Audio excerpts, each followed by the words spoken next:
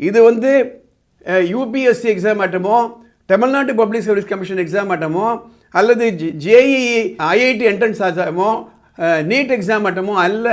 ஈஸியான பேப்பர். எதனால் இதெல்லாம் கொண்டு வராங்கன்னா, இந்த ஸ்கில்ஸ் எல்லாம் டீச்சர்களுக்கு கொடுத்தா அவங்க டீச்சிங் இம்ப்ரூவ் ஆகும் அப்படின்றதுக்காக கொண்டு வராங்க.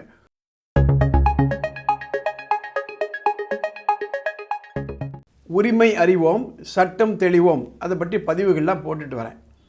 உங்கள் வீட்டில் ஸ்கூலில் படிக்கக்கூடிய குழந்தைகள் இருந்தாலோ, அல்லது நீங்கள் ஆசிரியராக இருந்தாரோ, அல்லது கல்வித்துறையில் என்ன மாற்றங்கள்லாம் வருது அப்படின்னு தெரிஞ்சுக்க விரும்புனீங்கன்னா கண்டிப்பாக இந்த வீடியோ நீங்கள் பார்க்கணும். சில நாட்களுக்கு முன்பு ஒரு வீடியோ போட்டிருந்தேன். இந்த வீடியோ இதை பற்றிய வீடியோ. அதாவது டெட் எக்ஸாம் கண்டக்ட் பண்ணாங்க. அதில் பாதி பேருக்கு மேலே ஃபெயில் ஆகிட்டாங்க. நிறைய கமெண்ட்ஸ் வந்துடுது. அந்த கமெண்ட்ஸ் இருக்கட்டும் ஒரு பக்கம்.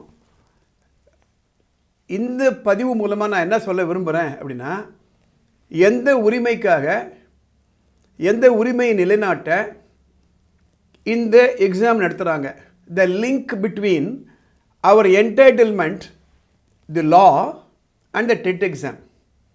கொஞ்சம் நேரம் ஒதுக்கி பாருங்கள். It all starts with United Nations, ஐக்கிய நாடுகள் பொதுச்சபைன்னு உங்களுக்கு தெரியும். 2வது உலக யுத்தம் முடிஞ்ச உடனே உலகத்தில் அமைதி வேணுன்றதுக்காக இந்த ஐநா பொதுச்சபையை கொண்டு வந்தாங்க. அதில் 193 நாடுகள் மெம்பர்ஸ். அந்த ஐநா பொதுச்சபையில் இருக்கக்கூடிய அனைத்து நாடுகளுக்கும் சேர்ந்து சில ரூல்ஸ் எல்லாம் கொண்டு வரும் யுனைடெட் நேஷன்ஸ். அது எல்லா நாடுகளும் இம்ப்ளிமெண்ட் பண்ணி ஆகணும்.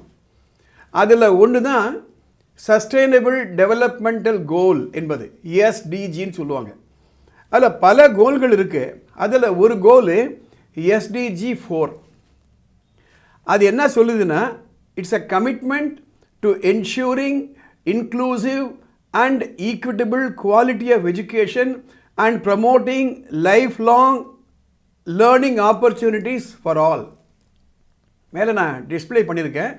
அது படிச்சிங்கன்னா உங்களுக்கு புரியும். எல்லா நாடுகள்லையுமே இதை இந்த கோலை கொண்டு நடைமுறைப்படுத்தணும்னு சொல்லுது. ஸோ அந்த கோல் இருக்குல்ல, அது ஒவ்வொரு நாடும் இம்ப்ளிமெண்ட் பண்ணணும். அதில் வந்தது தான் ரைட் டு எஜுகேஷன் ஆக்ட் 2009, ஆர்டிஇன்னு சொல்லுவாங்க.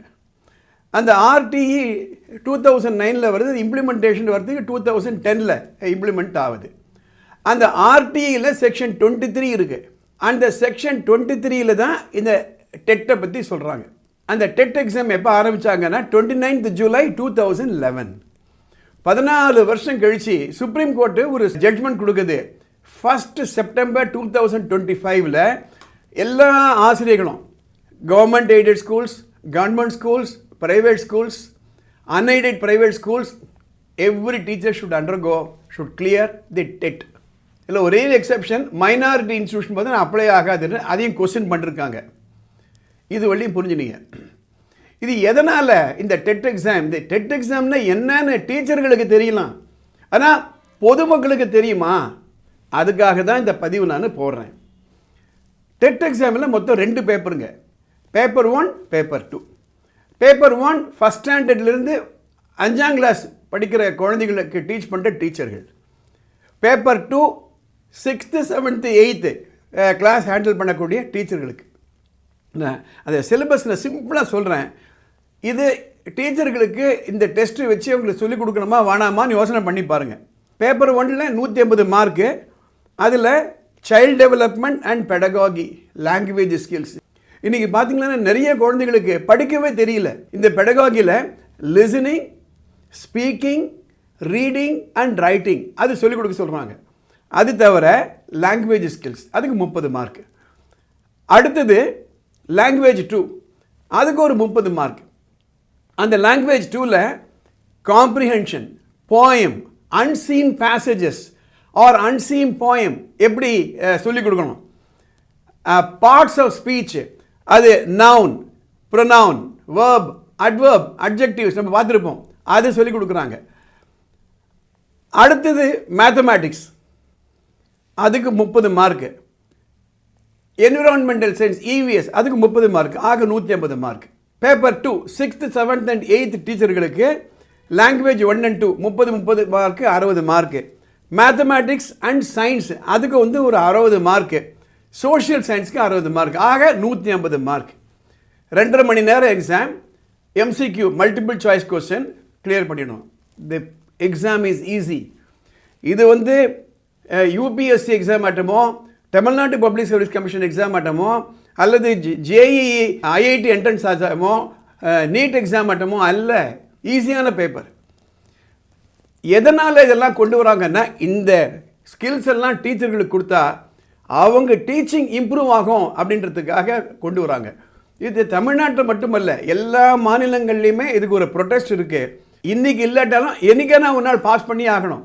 அந்த சுப்ரீம் கோர்ட் ஜட்ஜ்மெண்ட் என்ன சொல்லுது, எந்தெந்த டீச்சர்களுக்கெல்லாம் இன்னும் 5 வருஷத்துக்கு மேலே சர்வீஸ் இருக்கோ அடுத்த 2 வருஷத்துக்குள்ளே இந்த டெட் எக்ஸாம் 1 and 2 பாஸ் பண்ணிடணும். அப்படி இல்லைன்னு ரிட்டையர் ஆகிடுங்க.